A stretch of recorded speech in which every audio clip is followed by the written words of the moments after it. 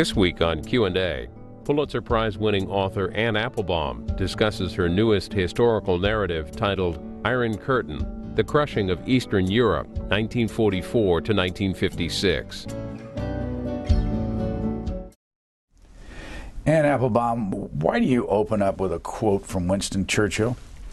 I open with a quote from Churchill because Churchill defined this era that I'm writing about, probably without even meaning to.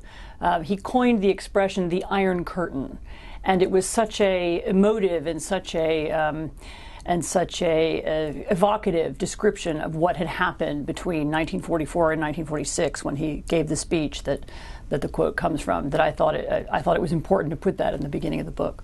Did you ever find out why he called it the Iron Curtain? There is actually a long and complicated story to it. It's actually a theatrical term. There was an iron curtain that theaters used to use. They would put down the curtain to prevent an iron curtain to prevent fires in the theater. So it was a term that kind of was kicking around in Victorian England as an iron curtain. And actually it was used by other people, but it was Churchill who used it first in private communication with his American counterparts, and then later in that speech. Do you know why he was speaking in Fulton, Missouri? Because it was doing a favor to Harry Truman, who was that's where Truman was from. Well, let's watch just a slice of that speech so we can get a feeling for what it was like. From Stettin in the Baltic to Trieste in the Adriatic, an iron curtain has descended across the continent. Behind that line lie all the capitals of the ancient states of Central and Eastern Europe. Warsaw, Berlin, Prague, Vienna, Budapest, Belgrade, Bucharest, and Sofia. All these famous cities and the populations around them lie in what I must call the Soviet sphere. So why did you want to write about this? I was, in a way, inspired by my first book. This is in no way, it wasn't my first book, but my previous book, which was a history of the Gulag system. And although this is in no way a sequel, it represents a continuation of a set of thoughts I had after writing that book. One of the things that I got interested in when writing about the Gulag was the question of why people went along with it. In other words, why did people go along with totalitarian regimes? What's the mentality? What are the institutional pressures? Why do camp guards do what they're told to do? Why does it happen? And I decided to write about this period, which is the period right after World War II. Because it's the time when the Soviet Union was then at it had reached a kind of height. There was a sort of apotheosis of Stalinism. So Stalinism was created throughout the 1920s and 30s, and and then it was reinforced by the experience of the war. And by 1945, it was a fully developed system with a political theory and an economic theory and a clear ideology. And it was exactly at this moment when the Red Army marched into Central Europe and began imposing that system on the Central European states. And so you can see how, from scratch, what did the Soviets think their system was? What did they think was important to do first, and how did they try and carry it out? Where did they get the rights to march into Eastern Europe? Well, they were the victors in the war. Hitler had invaded Germany in 1941, and they fought back against the Germans, and then they kept going to Berlin. So define Stalinism. Define Stalinism. Stalinism was a developed system, as I say, it was a system of complete control. That the Stalinist state believed that it could control everything. It could control not only politics and not only economics, but it could control social life. It could control civic life. It could control sports clubs and chess clubs. In the Stalinist system, there were no independent institutions of any kind, and no independent voices of any kind were allowed to speak. All of the economy was under state control, and all of society was. There was a cultural aspect to Stalinism too. The arts were under Stalinist control, and there was also a cult of Stalin himself. So Stalin's portrait hung everywhere. All of society was organized around his name and his image. I have to tell you, I grew up in a small town in Indiana, and one of the main streets in my neighborhood was Kossuth Street. I learned since then that's not the way you pronounce it, but you talk about Radio Kossuth in here. We never knew what Kossuth was when I was growing up. He was a Hungarian hero of 1848, actually, of an earlier period. And much later on, Radio Kossuth this is a later part of my story. It was in 1956 was the sort of free Hungarian radio, and they adopted the name of a previous Hungarian liberating hero, and they applied it to that radio, and that was in 1956. That was, you would have to call it the anti-Stalinist radio. So in 1956, what was the circumstance in Hungary? Well, 56 is the end of the Stalinist period. By 1956, Stalin is already dead. He dies in 53, and after 53, people begin to want to reform his system. And in 56, you had the revival of what I've just described. So if Stalinism was, when Stalinism was brought into Eastern Europe, if it was an attempt to put everything under state control, 56 was really the revenge of civil society, when people began reorganizing themselves and reorganizing social life independently and spontaneously, and among other things, creating independent radio stations. You say in your book it took you 6 years to do this. At least, yes. Okay. Depends how you count. But what I really want you to do, and take a little time, back up and tell us what you went through, where you went, and what you were trying to find out, and how you did this book. Well, as I say, my inspiration was the idea that I wanted to explain how totalitarianism happens. We do know the story of the Cold War. We know the documents. We've seen the archives that described relationships between first Roosevelt and Stalin and Churchill, and then Truman. We know the main events from our point of view. We've read them, we've written them. What I wanted to do was show from a different angle, from the ground up, what did it feel like to be one of the people who were subjected to this system, and how did people make choices in that system, and how did they react, and how did they behave. And so I started very systematically. I went through archives in Warsaw, in Berlin, in Budapest. I looked at government archives. I looked at party archives. I looked at secret police archives, all of which are now open. Some are easier to use than others, and some countries give you better or worse access, and some archives close at irritating times, and so on. But basically, in this part of the world, the archives are open and you can read them. And I looked at specific institutions. So I looked at the Hungarian film industry. How did the Hungarian film industry, which was one of the biggest and most powerful film industries in Europe before the war in the 1930s, as we know, because so many of its leaders ended up in this country during the war. How did it become a social realist film industry? It had a completely different background. I looked at German painters. Germany had a very vibrant expression, abstract art movement in the 1920s and 30s, which was destroyed by Hitler. Many painters had left the country. They went abroad. They came back to Berlin thinking they would finally be able to paint as they wanted. Many of them were communists, and many of them were on the left, and then discovered to their horror that actually they weren't going to be allowed to.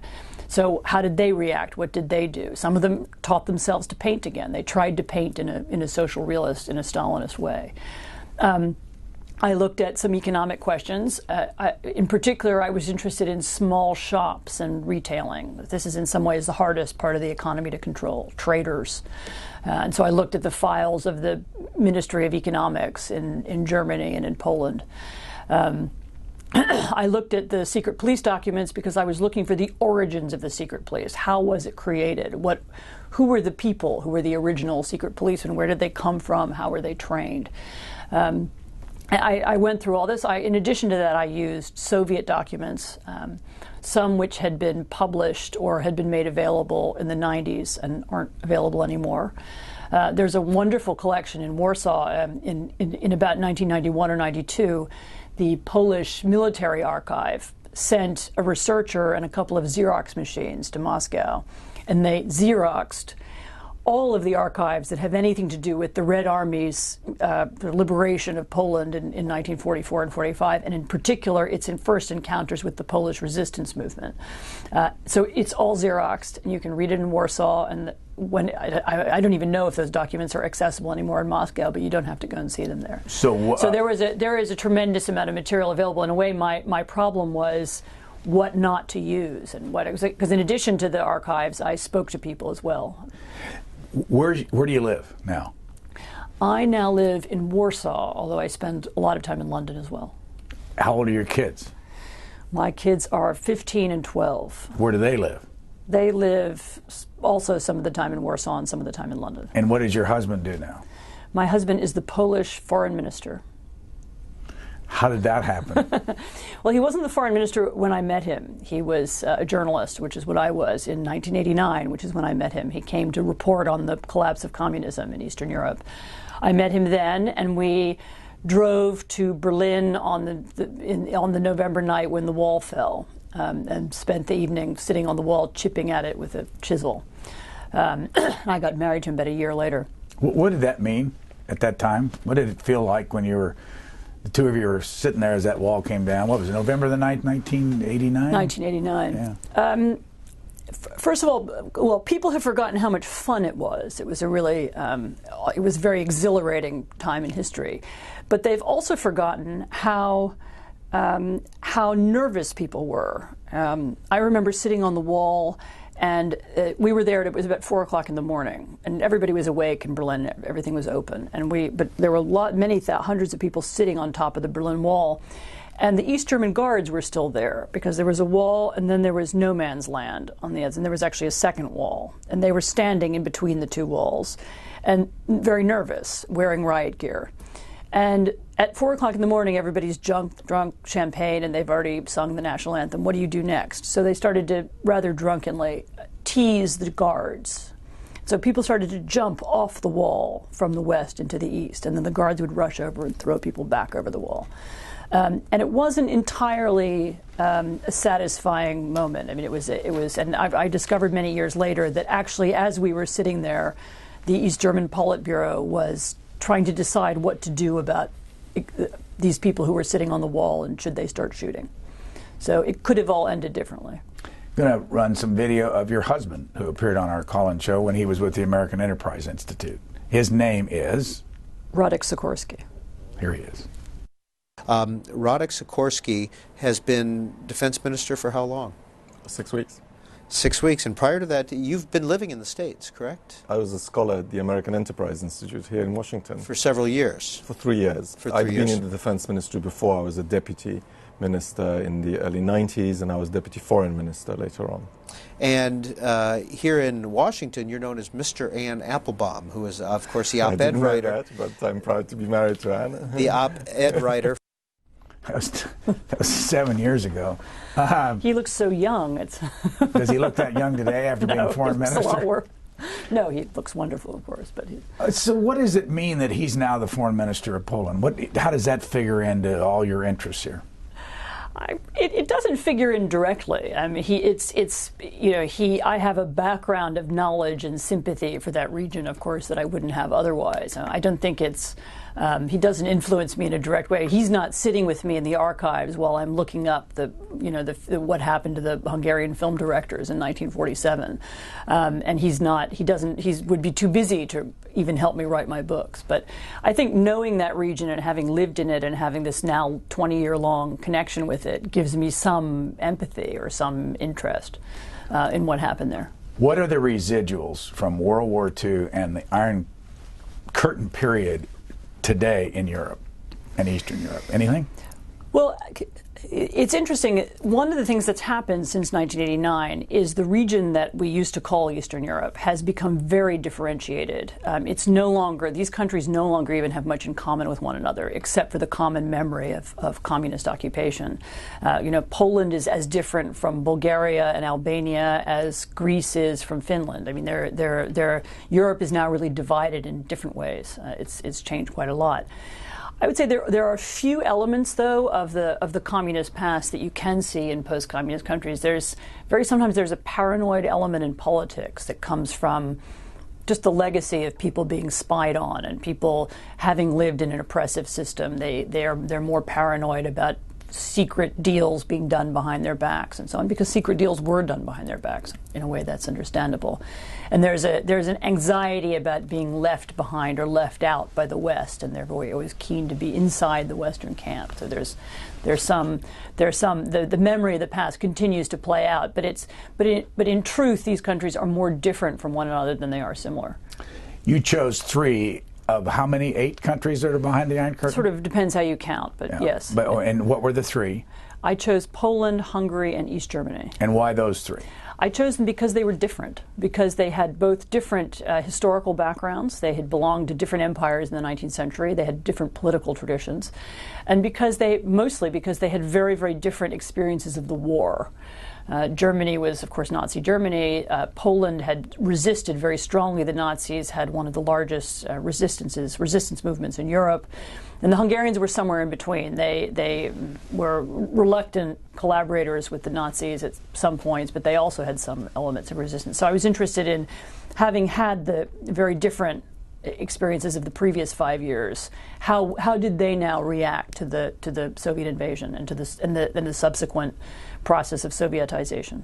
How would you define the situation in each of those countries today? Their lifestyle, the economy, the openness, the democracy, all that? Well, all 3 of them are democracies. East Germany is, of course, not East Germany anymore. It doesn't exist. It's part of Germany. And so it's indistinguishable now in its legal system and in its economic system from West Germany. East Germany is still much poorer than West Germany, in some ways poorer than Poland, which has, as a country, has recovered more vigorously than the eastern part of Germany. Poland is a very vibrant democracy, maybe even too vibrant, annoyingly vibrant. But it now plays a very important and central role in Europe. It's a member of the EU, it's a member of NATO, it's really the largest of the former East European countries, and so it has perhaps a larger role in that region than anybody else. Hungary is also still a democracy, and it's also a liberal capitalist state. It's a less happy place. It's been very badly governed in the last 20 years, extraordinarily badly governed, actually. And it's still, in many ways, there are many Hungarian institutions that haven't been reformed very much since 1989. And it now has, there's a unattractive far right in Hungary. There's an unattractive left as well. It's not it's a less happy and less stable state. But as I say, it's still a democracy, and it's still a very open society. At what point in your research did you say, I didn't know that? Oh, constantly. I was constantly running into, and one of the things that happens when you read archives and when you read Communist Party archives, you discover that behind closed doors, the communist officials are much more open than they are in public. So they're always saying things, very surprising things to one another. They actually understand their societies fairly well.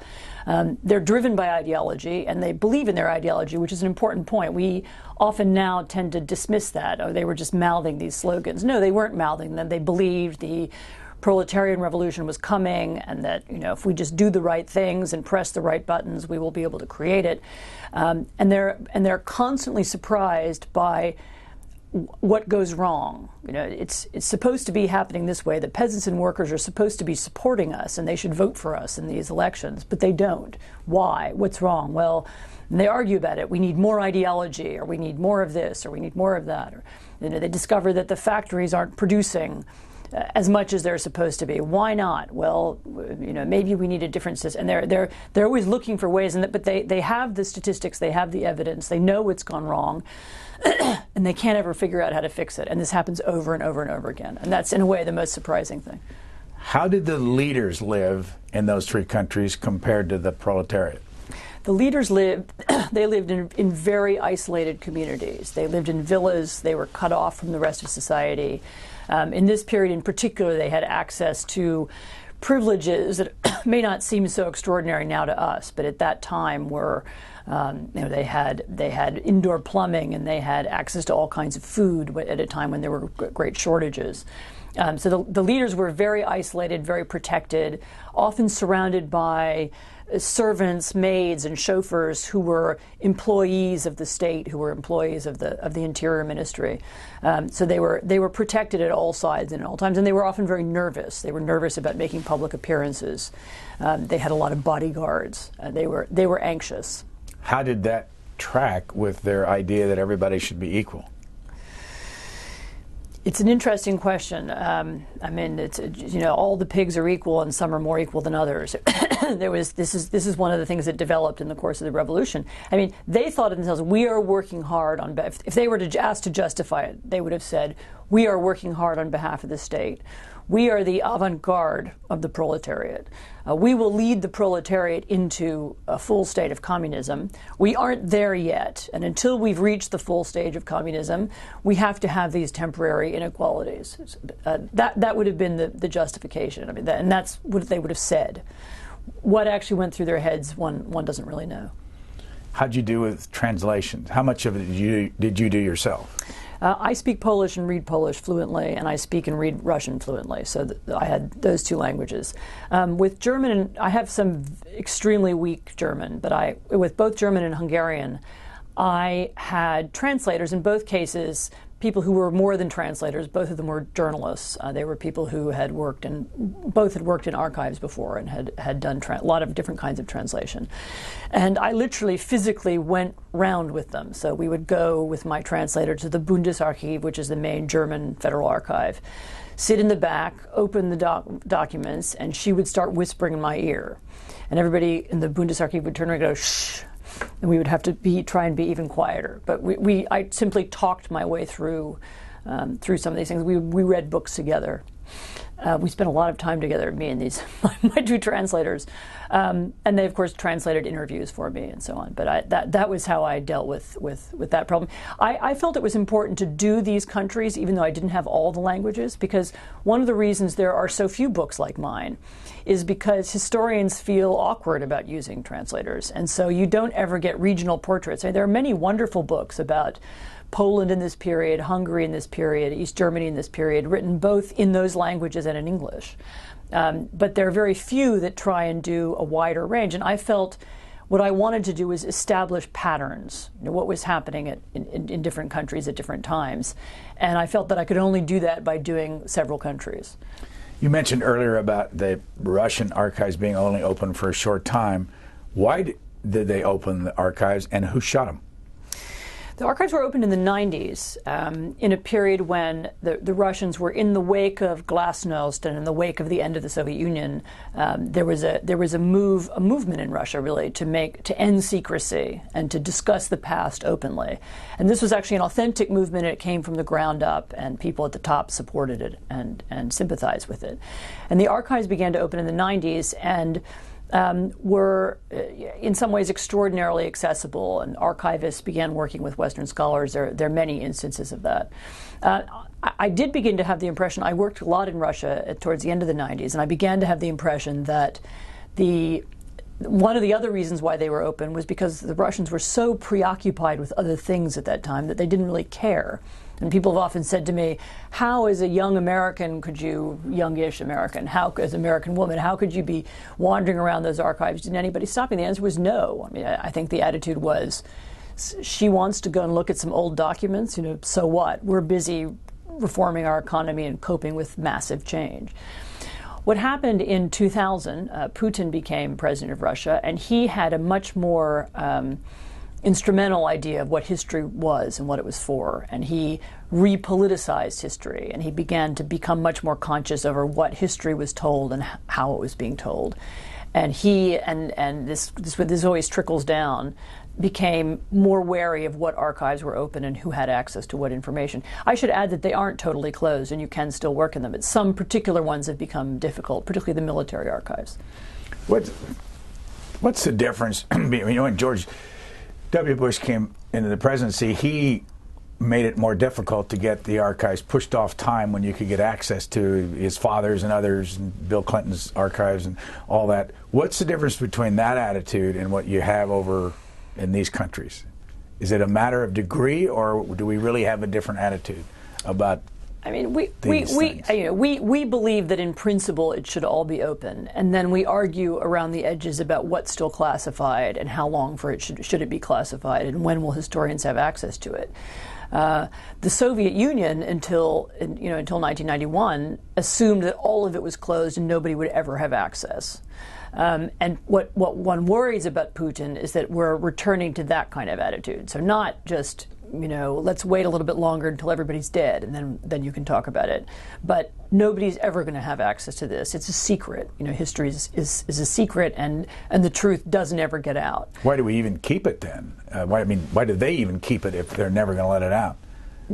Because they find it interesting. The number of, the KGB writes its own books. It writes its own histories, or wrote, I should say, it's not the KGB anymore, but wrote its own histories and its own descriptions and kept them, and published them and kept them inside their building. They're interested in their own history.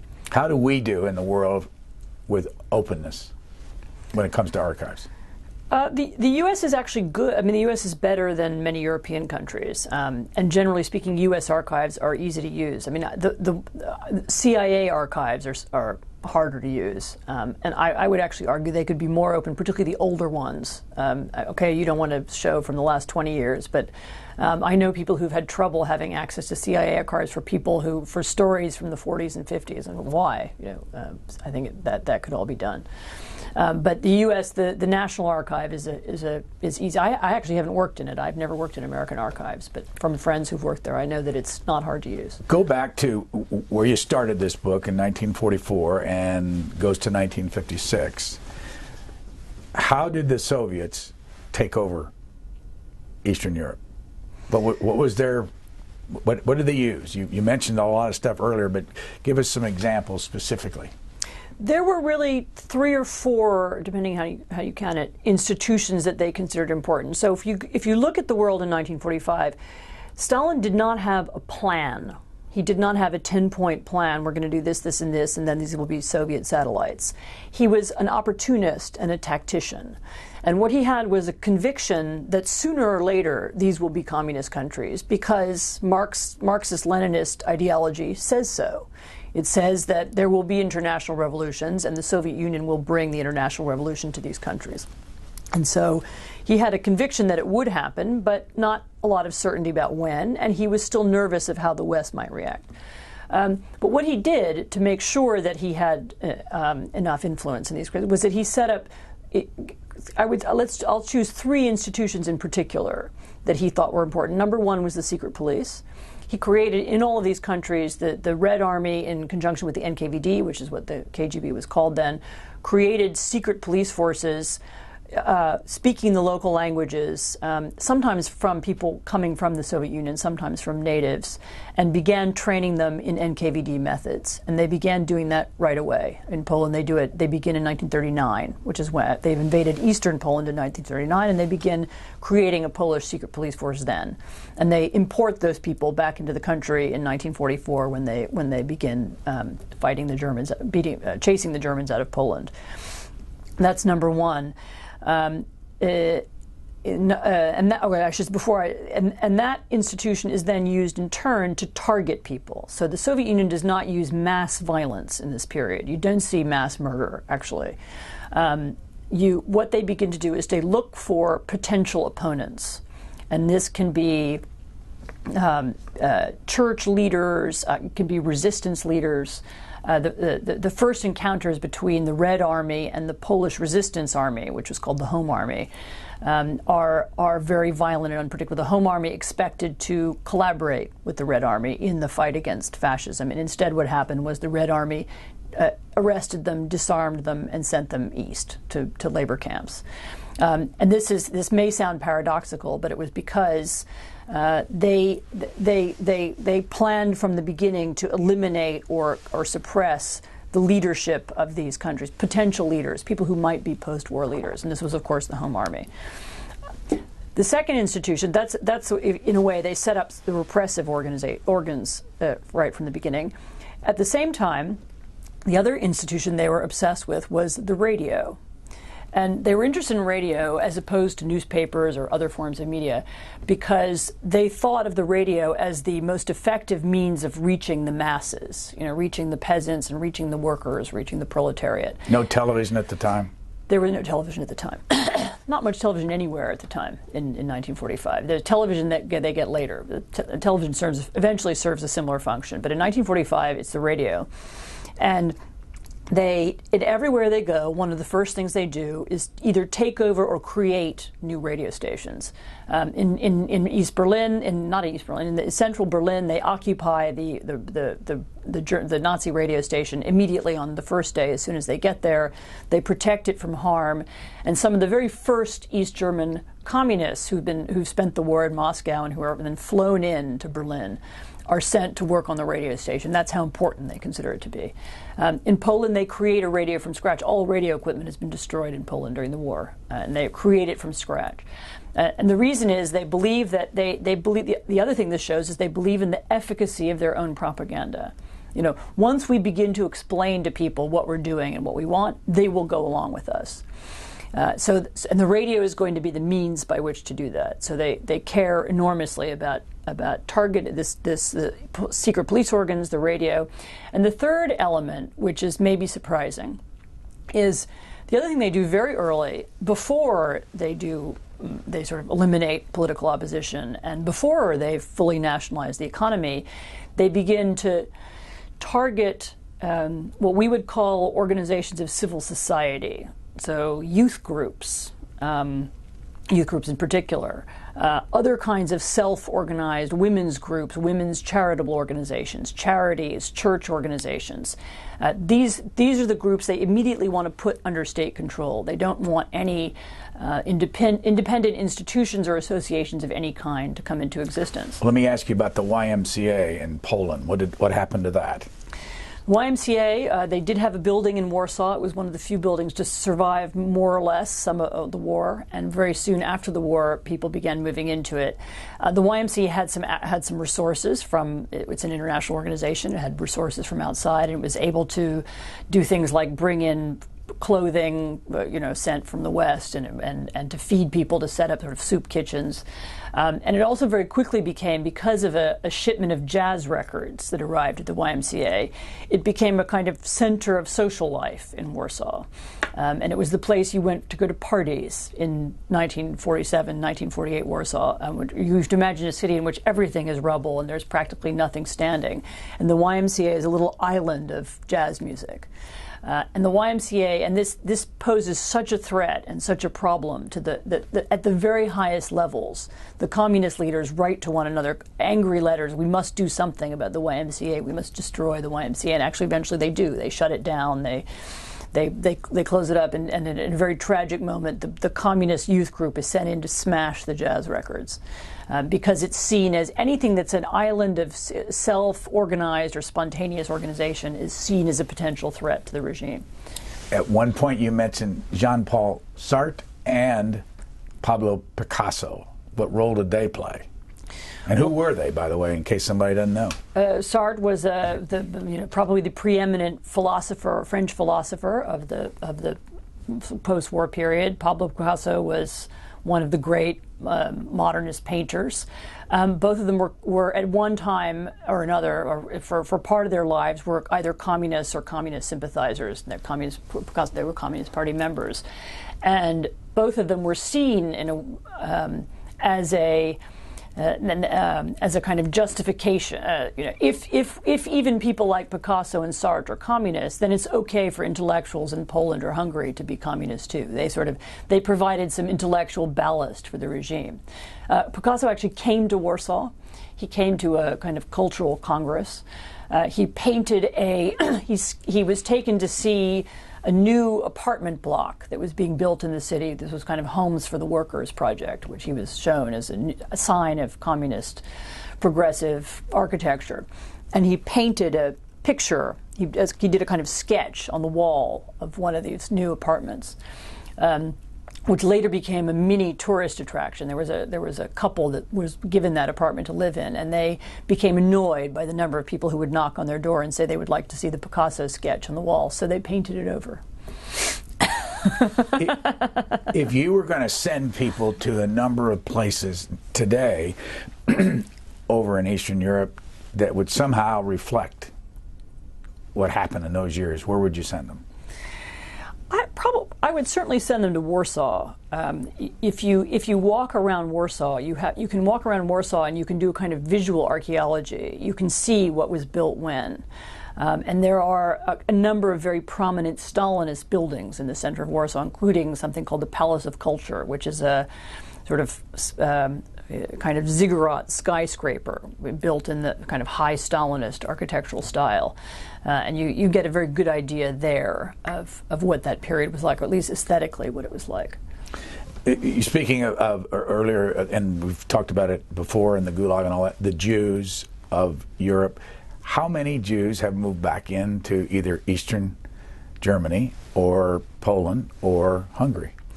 I am not going to remember off the top of my head the numbers. You probably have them somewhere right there in the book. I actually don't, but my reason I asked that is whether or not any of the Jews have moved back in. Yes, many thousands moved back. And why? Many thousands have survived. Remember that many people were in hiding, they were in disguise, they survived the war. More survived in Hungary than I think is generally known, particularly in the city of Budapest, because the attack on the Hungarian Jews happened late in the war when Hungary's government became, well, effectively the Nazis took over Hungary at the end, and that was when the Holocaust began in Hungary. And actually, a large community of Jews survive in Budapest. It's in the couple of 100,000s, which is a significant figure at that time, given the population of the city. In Poland, they survive in all kinds of ways. Many people survive by going to the Soviet Union, by coming abroad, and many people come home, and they come home to find what's left, to see what kind of lives they've made. And as one very sad and moving archival document says, many come home just to see the cemeteries and then leave because they don't want to live there anymore. But Jews do come back. Some try and make new lives there. Some join the communist parties. The Communist Party has an attraction for actually not just Jews, but for anybody who experienced the devastation of the war and the shattering of all ethics and all morality that war brought. Many people did see in communism a kind of alternative. Maybe this new system will work. Liberal democracy has failed. The West did not come to our aid. Capitalism was a disaster. Maybe there's some alternative here. And there was a period, very brief period, when some people they were listening to the radio station and they were attracted to it, and it was particularly attractive for Jews who really had nothing else and who'd been excluded from all kinds of politics, not only during the war but in some cases before. So they come back. Some make their way, and some immediately. While some, it's a strange and hard story to tell, because some join the Communist Party and some immediately come into conflict with the Communist Party, because a lot of them are small traders or small merchants, and they're subject to the nationalization and takeover of this period, and begin to leave, and there then begin to be large groups begin to leave for Israel right in the late 1940s. Some it's a complicated story, but some leave with the aid of those countries, and there are actually a couple of moments when both the Poles and the Hungarians help train Jews who are going to go and fight for independence in Palestine, to the irritation of the British. You write about, at one point, the two words Mickey and Mouse come up in your book. What's that about? Because we have some entertainment here in a moment. I was describing the origins of a famous song. There's a song called "The Song of the Party," and basically the lyrics go, the party is always right. That's more or less. And I was described this, and while I went to look on the internet for somebody singing this song so that I could hear it, and I found a number of parodies, including a Mickey Mouse parody, Mickey Mouse singing it. And this became a song that in later years, in the last 20 years, people have made fun of. Of course, what interested me about it is, okay, you can make fun of it now, you can do Mickey Mouse parodies of it now, but people were singing it 30 years ago in Berlin or 40 years ago in Berlin, and so I began to ask the question, why were they singing it? What did they think when they were singing it? And this was the introduction to my chapter on what I describe as reluctant collaboration. So people who go along with things without necessarily believing in them. It's in German, and here's some of the language here. She gave us everything, sun and wind, always generous. Wherever she was, there was life. We are what we are because of her. She never abandoned us. Even in a frozen world, we were warmed. The party, she is always right. Did they really believe that? It's hard to know what people believe. Some would like to believe it or would hope to believe it. Some people felt they had to believe it, and some people thought it was okay to sing it even if you didn't believe it, because it was a minor sacrifice to make in exchange for keeping your job, your house, and keeping your children in school. We found this on YouTube. It's not labeled very well, so we don't know where it comes from, but it makes the point, and it's sung by a man named Ernst Busch, who was born in 1900 and died in 1980 at age 80, who is a German. East German singer. Yeah, East German. Let's watch. It's only a minute. Sie hat uns alles gegeben, Sonne und Wind, und sie geizte nie. Wo sie war, war das Leben. Was wir sind, sind wir durch sie. Sie hat uns niemals verlassen. Froh raucht die Welt, und zwar warm. Uns schützt die Mutter der Massen. Uns trägt ihr mächtiger Arm. Die Partei, die hat immer Recht und Genossen, es bleiben dabei. Denn wer kämpft für das Recht, der hat immer Recht gegen Lüge und Ausbeuterei. Wer das Leben beleidigt, ist dumm oder schlecht. Wer die Menschheit verteidigt, hat immer Recht. So aus Leninschem Geist wächst von Stalin geschweißt. Die Partei, die Partei, die Partei. Who were some of the people we saw besides Castro and Khrushchev and Gorbachev? It was going fast, but I saw Erich Honecker, who was the last leader of East Germany, and who in the period I write about was the youth leader. He was the head of the sort of free, it was called the Free German Youth, the communist youth movement. I saw Walter Ulbricht, who was the East German, the sort of head of the party, and who was the effect of the little Stalin of East Germany in this period. And he was standing next to William Pieck, who was president of East Germany. I saw Mao, I saw Castro, Stalin. What started to break up the control of the Soviets in Eastern Europe? In a way, it's very important to look at this period when you ask that question, because in a way, the Soviet Union and the Soviet system in Eastern Europe contained the seeds of its own destruction. Many of the problems that we saw at the end begin at the very beginning. I spoke already about the attempt to control all institutions and control all parts of the economy and political life and social life. One of the problems is that when you do that, when you try to control everything, then you create opposition and potential dissidents everywhere. If you tell all artists they have to paint the same way, and one artist says, no, I don't want to paint that way, I want to paint another way, you have just made him into a political dissident, somebody who might otherwise have been apolitical.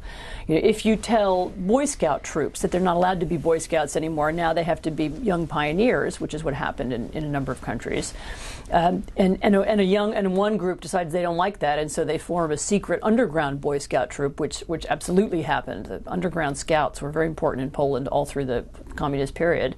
You have just created another group of political opponents from otherwise apolitical teenagers. So the system created pockets of resistance and opposition all over. The other just as important, the other element of the system you can see from the beginning is the gap that begins to grow between the ideology and the reality. So that the communist leaders continue to say, this is what things are going to be like. This is what it should be happening. We've read Marxist doctrine. This is how things will develop. This is how the economy will grow. And it doesn't happen that way. Or it happens sort of, but not really. Or there is some growth, but the West is growing much faster.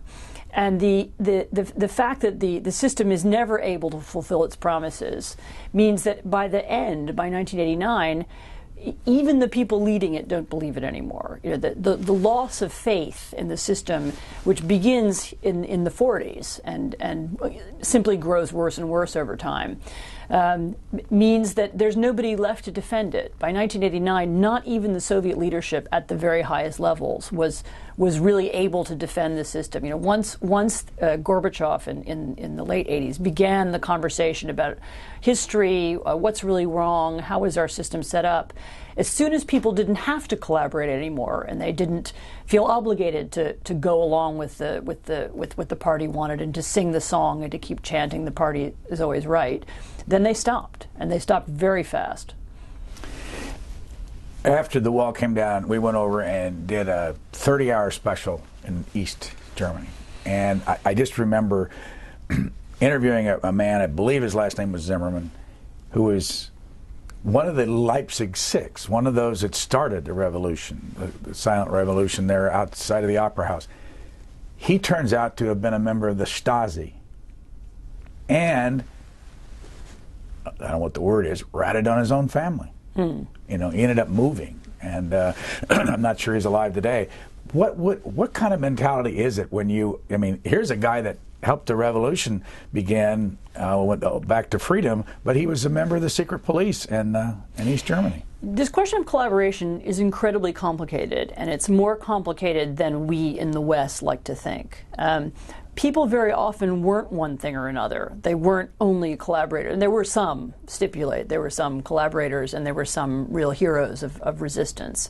But many people zigzagged through their lives. You know, they collaborated at times, or they marched in the May Day parade. And then at other times they even used telling jokes behind the party's back, or agreeing to help somebody who might be hide somebody who might be imprisoned. People often did that. You know, they tried to find a path which they felt was moral and they felt was right. And in a period when the state controls everything, you know, everything, this is very difficult. And I find it often helps to think about, if you have children, you know, would you be willing to say, I won't march in the May Day parade, I won't salute Comrade Stalin, I won't do all these things, if you know that it means that your child will be expelled from school and won't be able to study and won't have a future and won't be educated? You know, these were really dramatic and radical choices that people made. You know, they had to give up things that it wouldn't ever occur to us we would have to give up in order to make a political point. I mean, obviously it's more drastic to become a police informer.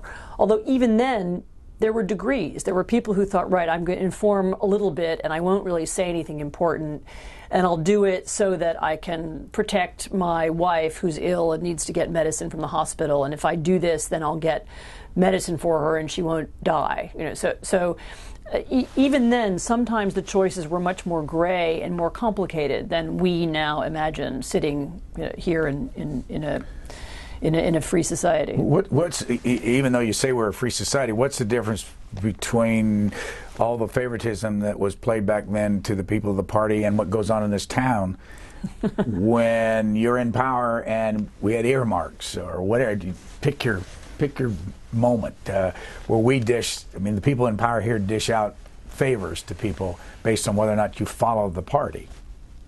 What's the difference? Well, I mean, the difference is there's no threat of violence behind it. That's one difference.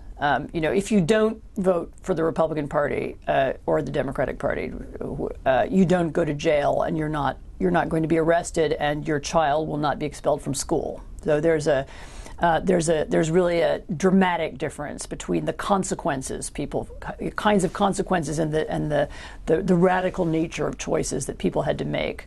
The second difference is that our system is more or less open, so we know this stuff goes on, and we can have an argument about it and discuss it. And then, of course, the communist system was entirely closed. There was a high level of secrecy about all state affairs and all political affairs, and you didn't necessarily know what was going on. So, are there any lessons in your book? This may sound like a stretch for the people who live in China. It's a communist government. It's, you know, I don't know whether you call it a totalitarian system, but certainly there's not the openness. what would you say to the leaders of China about their future? Well, I would start by saying that the Chinese leaders have drawn lessons from this story. The Chinese leaders know this piece of history, and of course there's a similar period in their own history, in the Maoist era in China. And they also have studied very carefully the 80s and the end of the Soviet Union. And one of the decisions they've made based on studying this piece of history is they have made contemporary China less totalitarian, in the sense that they don't make people march in parades, and they have abandoned ideology in the sense of making people repeat things they don't believe in. And the pressures they put on people are in that sense less. It's a much more subtle system where you're allowed to say some things in some contexts but not others, and you can talk about corruption, but you maybe can't criticize the party directly. So there are these unwritten rules of speech that they've established. It's more sophisticated than what I describe in this book.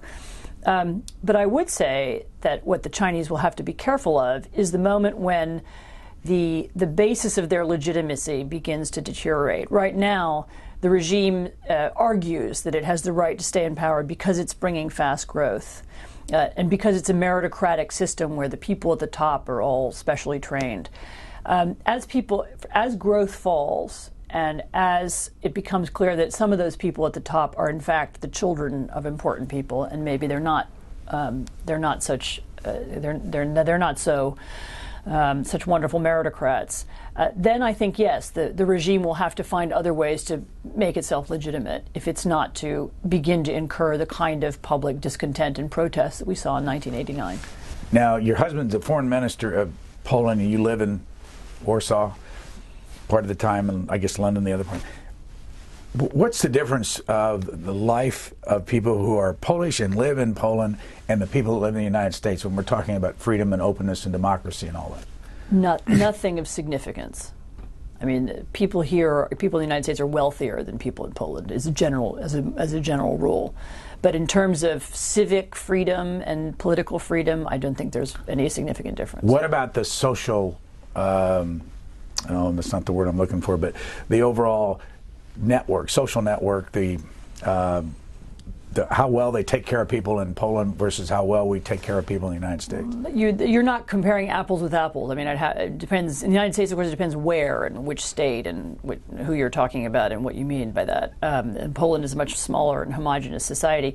I would say that in this country, civil society is far more developed and far richer, and the range of charities and institutions that we have here and that have developed over 200 years is greater than. Although Poland, for that region, does have a very very developed civil society. One of the most impressive things that happened in 1989 was pretty much the next day, people started organizing private kindergartens because everybody wanted there were people who were ready to do stuff right away, and volunteer organizations were created right away. And so Poland does have some of that, but you don't have the depth of it that you have here. You do have state health care in Poland, as you do everywhere in Europe, and it varies. Does it work?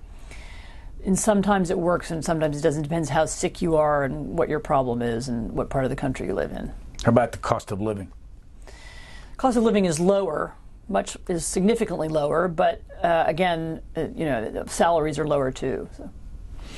In the back of your book, under acknowledgments, you go down a list of people that supported you in this project. And I asked that, how does this happen?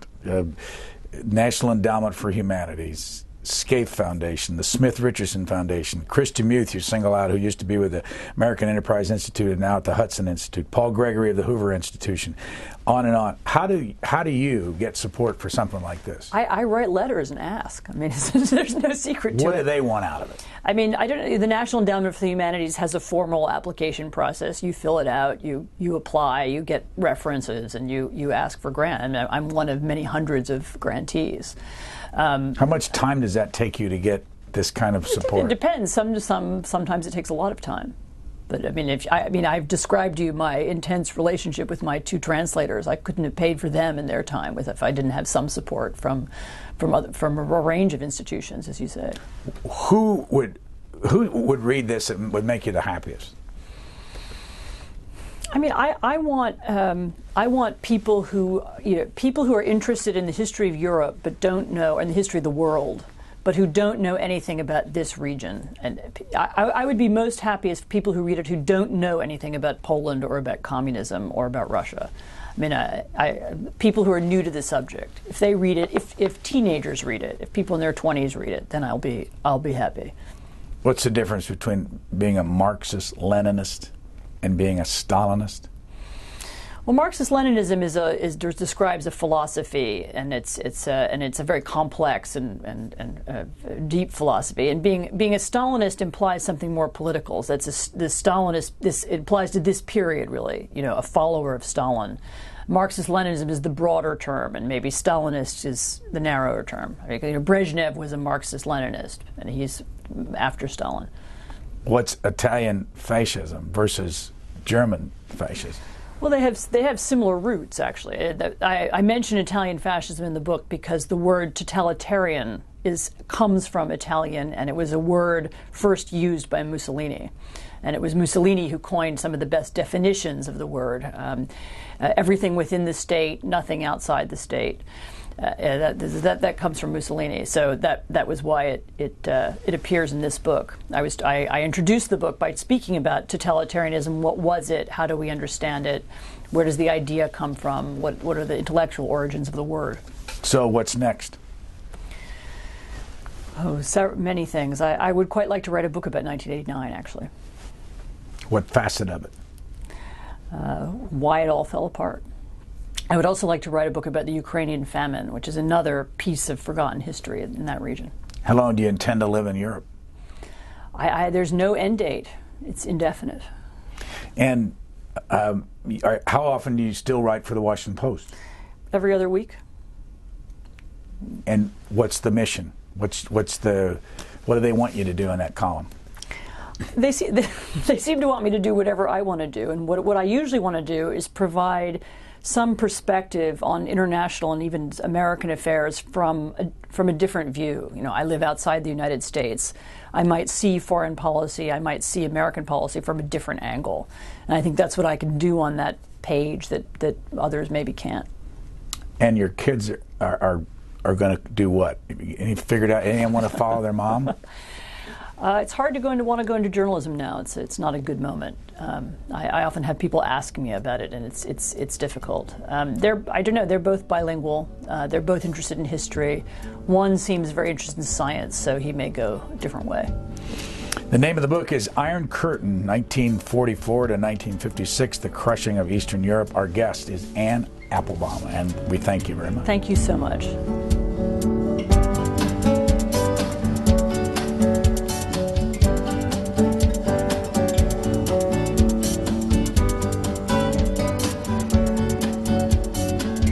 For a DVD copy of this program, call 1-877-662-7726. For free transcripts or to give us your comments about this program, visit us at Q&A.org. Q&A programs are also available as C-SPAN podcasts.